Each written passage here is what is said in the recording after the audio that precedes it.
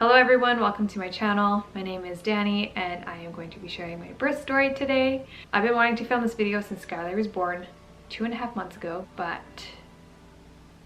I don't know who has the time to sit down and film when you have a little baby. Right now she's currently sleeping, but she often fights her sleep, so we'll see how far I get into this.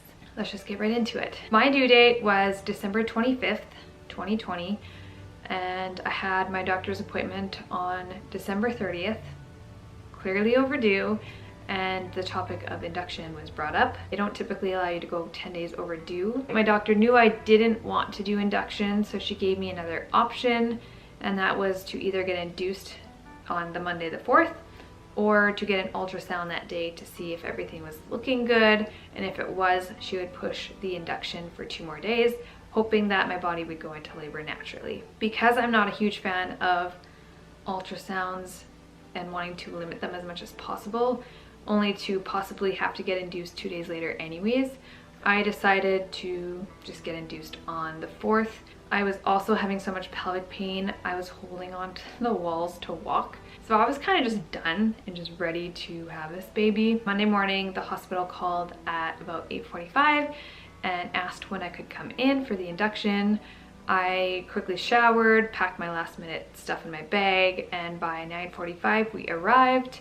We got checked in, we were assessed, they monitored baby for a while just to make sure that their heart rate was safe and good to do the induction. They weren't getting the spikes that they wanted to see with baby's heart rate, so they gave me some apple juice, laid me on my side, and that did the trick. At this point they checked and I was 2 centimeters dilated. At 37 weeks I was 1 centimeter dilated, and I haven't progressed since.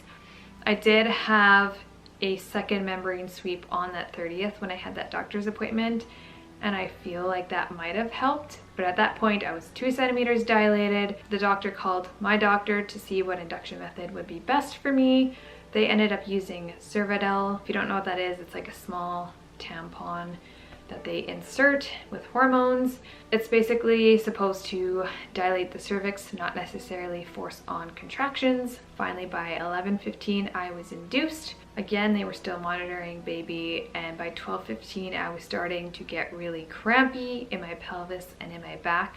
I didn't really think much of it because I've been pretty crampy in that area for weeks now, so I didn't want to get my hopes up. It was very irregular. It would last 30 seconds to 10 minutes. At that point, they asked if I wanted to just go home or if I wanted to stay in the hospital because I was feeling uncomfortable. I got checked again. Nothing progressed in a couple hours, so I decided to go home. By the time I got home, though, that's when it really started to pick up. I tried laying on the couch with a heat pack and leaning over a birth ball and sitting in the tub.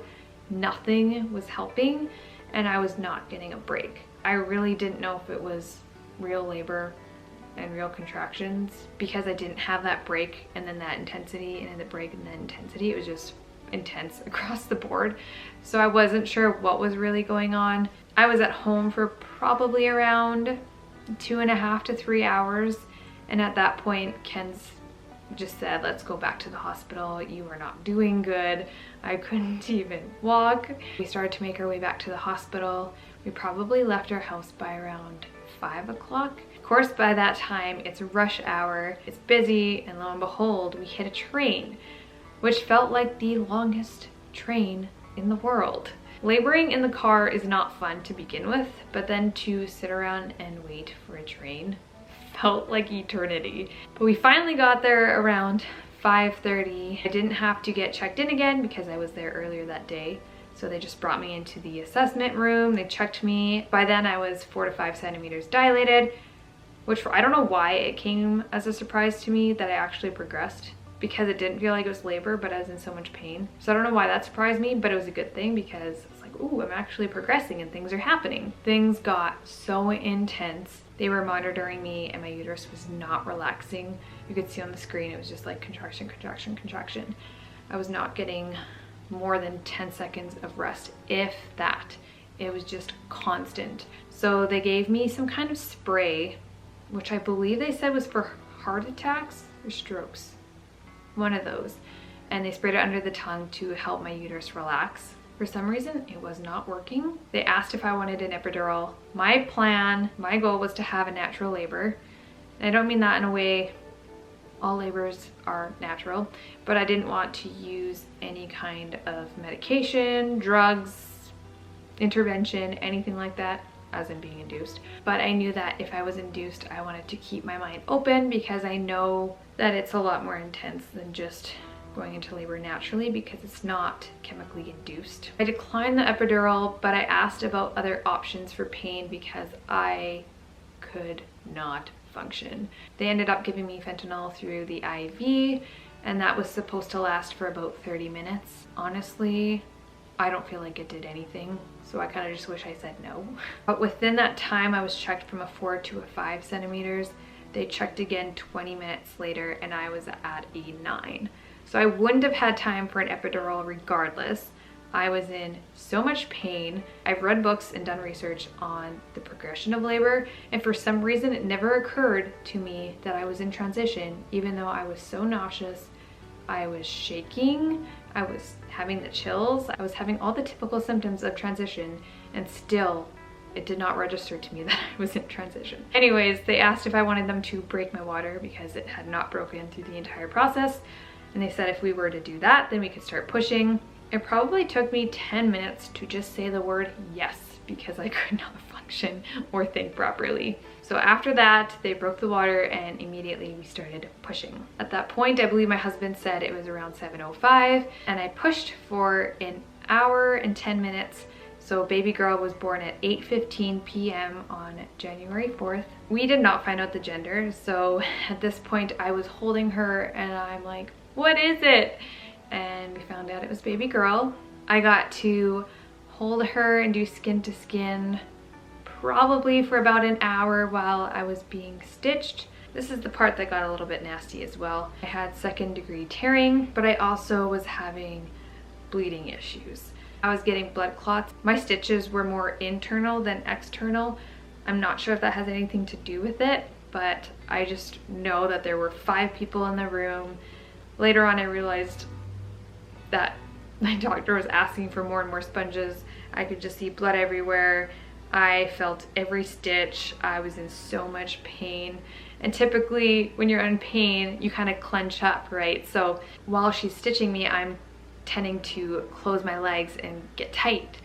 And she kept asking me to open my legs so that she could do what she needed to do. Oh, my doctor's just so amazing. After an hour, she wasn't exactly happy with how things were going, and she just saw how much pain I was in.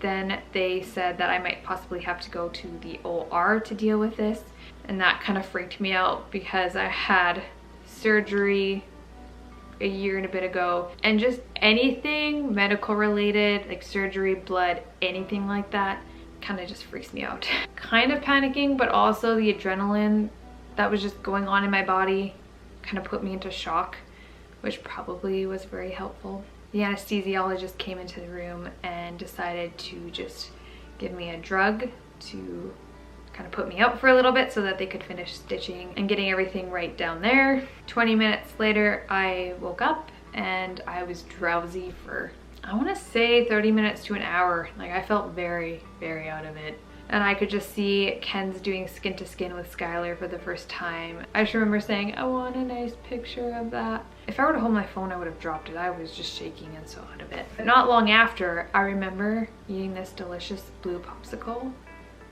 and I will never forget that. It was so good. By the time everything kind of settled down, it was really late and it was time to go to bed. I had a catheter in, so I had somebody take care of her basically all night, which was really, really helpful. We had to stay in the hospital for 36 hours because she was a small baby for being overdue. She was 6 pounds 13 ounces at birth, so they had to check her blood sugar levels every time before I feed. I just felt bad for her poor feet. They were so pricked and bruised.